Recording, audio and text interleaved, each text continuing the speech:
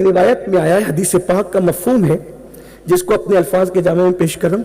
فاروق اعظم سیدنا عمر ابن خطاب حضور کے گھر کے اندر آنے لگے تو دیکھا کہ دروازے پہ ایک جوان بیٹھا ہے اور وہ جوان بیٹھ کر اپنے سر پہ خاک ڈال رہا ہے, خاک رو رہا ہے, خاک ڈال رہا ہے. فاروق اعظم نے پوچھا کیوں روتا ہے؟ حضور کے در پہ بیٹھ کے روتا ہے. اس نے کہا کہ عمر ایک بار اجازت لے دو کہ حضور مجھے اندر آنے دے, حضور سے کچھ بات کرنی ہے. سرکار سے اجازت لی. فاروق اعظم نے کہا بلاؤ اس کو. وہ نظریں جھکا کے رو پڑا, آقا میرے لیے مغفرت کی دعا کر دے, میں بہت پاپی ہوں آقا, میں بہت بڑا مجرم ہوں آقا, میرے لیے دعا کرے کہ اللہ مجھے معاف کر دے. آقا نے پوچھا کیا کیا تو نے؟ حضور میرے اندر ہمت نہیں ہے کہ میں آپ سے عرض کروں کہ میں نے کیا کیا ہے, مگر بس اتنا ہے کہ میں بہت پاپی ہوں, بہت گنہگار ہوں. آقا نے کہا بتا نا تو نے کیا کیا؟ حضور میں نہیں ہمت پاتا, نہیں بیان کر سکتا. سرکار نے فرمایا کیا تیرا گناہ آسمانوں سے بڑا ہے؟ ہاں آقا میرا گناہ آسمانوں سے. سمندروں کی جھاگ سے بھی بڑا؟ ہاں آقا. زمین کے ریگزاروں سے بھی بڑا؟ ہاں آقا. کیا تیرا گناہ میرے اللہ کی رحمت سے بڑا ہے؟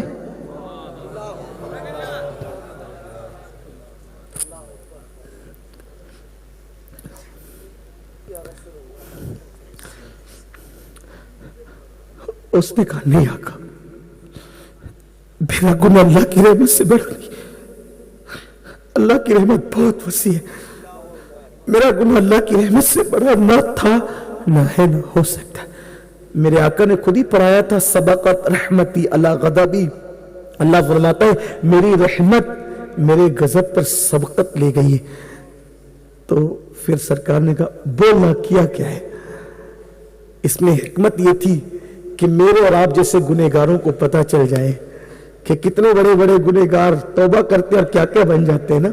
پوچھا بتا نا تمہیں کیا کیا ہے؟ اس نے اس کی آقا میں کفن چور ہوں, میں کفن چور ہوں, اور میں نے 1000 لوگوں کے کفن چرائے زندگی میں, لیکن جب 1000واں کفن چرانے میں قبرستان پہنچا تو چونکہ بہت مالدار گھرانے کی لڑکی تھی, جب میں کفن چرانے گیا 1000واں کفن, تو میں نے جیسے ہی مٹی ہٹائی اور میں قبر میں اترا کفن چرانے کے لیے, تو چونکہ چاند کی دودیا روشنی قبرستان کے سناٹے میں قبر کے اندر تک آ رہی تھی, جیسی میں نے کفن چرایا. اس دور میں لوگ کفن چراتے تھے کیونکہ کپڑے ہاتھ سے بنے جاتے, کپڑوں کا بہت شارٹیج ہوتا تھا, بہت قلت ہوتی تھی, تو کپڑے ہاتھ سے بنتے تھے لوگ, کفن بھی چوری کر کر کے لوگ بیچتے تھے. آج تو شاید ایسا گناہ اب دنیا میں نہیں رہا ہوگا کیونکہ مشینوں میں کپڑے بنتے اور بہت بنتے ہیں. غریبوں اور فقیروں کے گھر میں بھی تجوریاں بھری ہوتی ہیں کپڑوں کی, اب کون کفن چرائے گا. لیکن بہرحال تو اس نے کہا کہ آقا جب میں کفن ادھیڑ رہا تھا اس کے جسم سے, اور کفن لے کے جب میں جانے لگا تو اس کے وجود پہ چاند کی دودیا روشنی جب پڑی تو وہ نوجوان لڑکی مجھے بہت خوبصورت لگی, اور میں نے اس کو قبر سے نکالا, اور قبر سے نکال کے قبرستان کے اندر اس مردہ لڑکی کے ساتھ میں نے بدکاری. اللہ اکبر. نسأل اللہ العفو والعافیہ. اللہ کی خفیہ تدبیر سے اللہ کی پناہ. قبرستان میں مردہ لڑکی کے ساتھ بدی. جب میں بدی کر چکا, بدکاری کر چکا, وہ لڑکی زندہ ہو گئی, اٹھ کے کھڑی ہو گئی, اور اس نے کہا اللہ تجھے ہلاک کرے, برباد کرے, تباہ کرے, اللہ تجھے کہیں پناہ نہ دے, تجھے معاف نہ کرے, تو نے مجھے ناپاک کر دیا, گندا کر دیا, کیا منہ لے کر ان مردوں کے درمیان میں رہوں گی. میں بھاگا, کفن چھوڑ کے میں بھاگا, قبر چھوڑ کے بھاگا. حضور اب مجھے کہیں چین نہیں ملتا, اب مجھے کہیں سکون نہیں. بستر پہ لیٹتا ہوں تو اس کی صدائے بازگشت میرے کانوں کو تڑپاتی ہے, میرے دل کو تڑپاتی ہے, مجھے بے چین کرتی ہے. میری قوم کے جوانوں, کوئی غلطی ایسی نہ کرنا, کوئی گناہ کو چھوٹا سمجھ کے مت کرنا, کیونکہ ٹھوکر پہاڑوں سے نہیں چھوٹے چھوٹے پتھروں سے لگا کرتی ہے. اس لیے کبھی چھوٹا سمجھ کے کوئی گناہ نہیں کرنا, پتہ نہیں اللہ ناراض کس پر ہو جائے. اس نے کہا حضور اب مجھے نہ چین ہے نہ قرار بس اب میں چاہتا ہوں کہ اللہ والا بن جاؤ, توبہ کر لوں. حضور دعا کرے اللہ مجھے معاف کرے. کہتے ہیں کہ جو جتنا بڑا علم والا ہوتا ہے وہ اتنا زیادہ اللہ سے ڈرنے والا ہوتا ہے. علم جتنا ہوگا اتنا ہی اللہ کا خوف بھی ہوگا, اتنا یاد رکھنا. جو جتنا اللہ کا قریبی ہوگا وہ اتنا اللہ کا خوف رکھنے والا ہوگا. اب حضور سے بڑا عالم کائنات میں کوئی نہیں. وَعَلَّمَكَ مَا لَمْ تَكُنْ تَعْلَمْ وَكَانَ فَضْلُ اللَّهِ عَلَيْكَ عَظِيمًا. اے محبوب, ہم نے وہ سب کچھ آپ کو سکھا دیا جو آپ نہیں جانتے تھے. ہر ایک کسی نہ کسی کا شاگرد ہے, ہر ایک کسی نہ کسی کا شاگرد ہے. جو اللہ کا ڈائریکٹ بلا واسطہ شاگرد ہے اس کو محمد الرسول اللہ کہتے ہیں. قرآن ان کے علم کی سند یوں بیان کرتا ہے, الرحمن علم القرآن, کہ رحمان نے قرآن کا علم سکھایا انسانیت کی جان محمد الرسول اللہ. کوئی کہتا ہے میرے علم کا اندازہ لگاؤ کہ میں کتنے بڑے مدرسے میں پڑھا ہوں, میرا استاد کتنا بڑا ہے. میں کہتا ہوں میرے نبی کے علم کا اندازہ لگا کہ انہوں نے پڑھا کتنے بڑے استاد سے ہے. تو ایشیا کے بڑے مدرسے میں پڑھ کے آتا ہے تو علامۃ الدہر کہلاتا ہے, اور کوئی کہہ دے کہ مولانا کو فلاں مسئلہ معلوم نہیں تو تیرے دل کو چوٹ لگتی ہے, میری توہین کر رہا ہے. ارے تو ایشیا کے بڑے مدرسے سے پڑھ کر آنے پر اگر کوئی تانا دے کہ مولانا کو فلاں مسئلہ معلوم نہیں تو تو اپنی توہین سمجھتا ہے. تو کس منہ سے کہتا ہے کہ نبی کو دیوار کے پیچھے کی خبر نہیں, کیونکہ وہ تو اللہ سے علم حاصل کر چکے. اور شاگرد کے علم میں نقص نکالنا یہ استاد کی طرف انگلی اٹھانے کے برابر ہے. اگر تو مدرسے میں پڑھ کے آئے اور میں تیرے علم میں کیڑے نکالوں تو یہ تیرے استاد پہ انگلی اٹھے گی. اب اگر تو محمد رسول اللہ کے علم کا انکار کرتا ہے تو نام نہاد توحید والے یہ خدا کی عظمت پر انگلی اٹھ رہی ہے, اور تو کیسا مسلمان ہے کہ اللہ کی عظمت پہ انگلی اٹھا. یہ دیکھ ہمارا امام اپنے نبی کا علم کیسے بیان کرتا ہے. کہتے اور کوئی غیب کیا تم سے نہا ہو بلا, جب نہ خدا ہی چھپا تم پہ کروڑوں دن.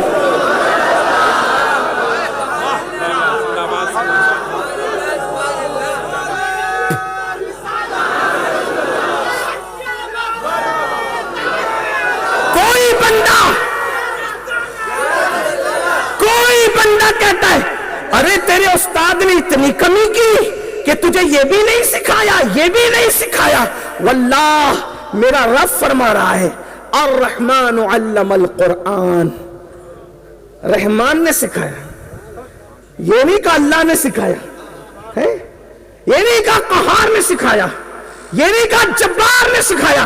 کیا کہا؟ رحمان نے سکھایا. رحمان کا کیوں آیا تذکرہ؟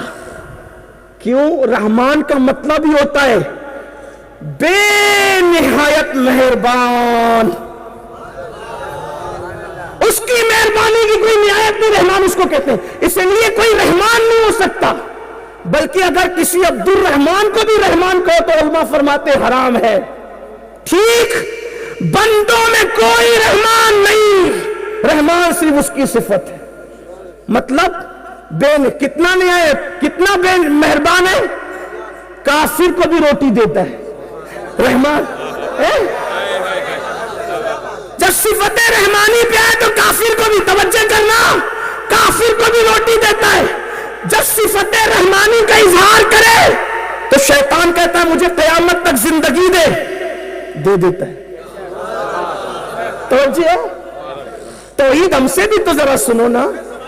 آپ کہتے ہیں توحید تو ہم بیان کرتے, سنی کا بیان کرتے. میں کہتا ہم سے بھی توحید سنو نا.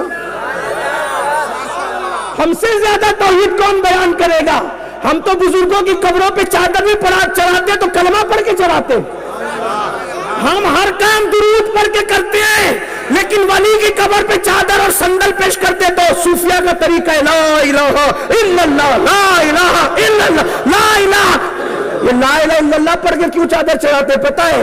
اس لیے کہ وہ بتاتے ہیں کہ یہ بندہ اسی لیے اس پہ چادر چڑھ رہی, اللہ پہ تو چڑھ ہی نہیں سکتی. اس لیے چادر چڑھانا شرک نہیں ہے، چادر چڑھانا نفی شرک ہے، یہ بات ہے۔ بہرحال میں اس کی طرف نہیں جاتا ورنہ بات کہیں اور چلے گی۔ تو عرض یہ کر رہا تھا کہ شیطان کہتا ہے مجھے زندگی دے قیامت تک، اللہ نے کہا دیا، پھر کہتا ہے کہ مجھے اتنی طاقت بھی دے کہ میں جہاں چاہوں جس شکل میں چاہوں پہنچوں۔ یعنی اپنے الفاظ کے جامع میں اگر مجازن کروں تو یہ بھی کہ وہ کہتا ہے کہ مجھے حاضر بھی رکھ اور ناظر بھی رکھ۔